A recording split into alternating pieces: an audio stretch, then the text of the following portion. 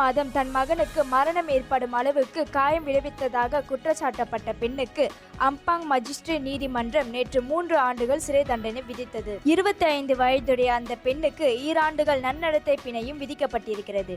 சிறை தண்டனை முடிந்த பிறகு 5 ஆண்டு காலத்திற்கு இவர் சிறு பிள்ளைகளை கவனிக்கும் பணியை செய்யக்கூடாது என்று நீதிபதி நூர்ஷிலா கமாருடன் உத்தரவிட்டார். இந்த நிபந்தனையை மீறினால் அவர் ஓராண்டு சிறை தண்டனையை அனுபவிக்க வேண்டும் என்று நீதிமன்றம் ஆணையிட்டது. தனது பராமரிப்பில் இருந்த 6 ஆண்டு 2 மாதங்கள் நிரம்பிய மகனுக்கு காயம் விளைவித்ததாகவும் அடித்ததாகவும் கிள்ளியதாகவும் கன்னத்தில் அறைந்ததாகவும் அவர் மீது குற்றச்சாட்டப்பட்டதோடு இதனால் ஏற்பட்ட காயங்களால் அச்சிறுவனுக்கு மரணம் ஏற்பட்டதாக குற்றப்பத்திரிகையில் தெரிவிக்கப்பட்டது. கடந்த ஜனவரி 8ஆம் தேதி தொடங்கி ஜனவரி 9ஆம் தேதி வரை ஜாலான் ஜம்ருட் தாமான் புக்கிட் அம்பாங்கில் உள்ள வீட்டில் இவர் இந்த குற்றத்தை புரிந்ததாக தெரிவிக்கப்பட்டது. நிகழ்ந்துவிட்ட சம்பவத்திற்காக அந்த பெண் வேதனை அடைந்ததாகவும் இதனால் குறைந்த அபராத தொகையை விதிக்கும்படியும் அந்த பெண்ணின் வழக்கறிஞர் முகமது ஐடில் அக்மால் ஷரீடான் நீதிமன்றத்தில் மேல்முறையீடு செய்தார். குற்றச்சாட்டப்பட்ட பெண்ணுக்கு 6 மாத கைக்குழந்தை உள்ளது.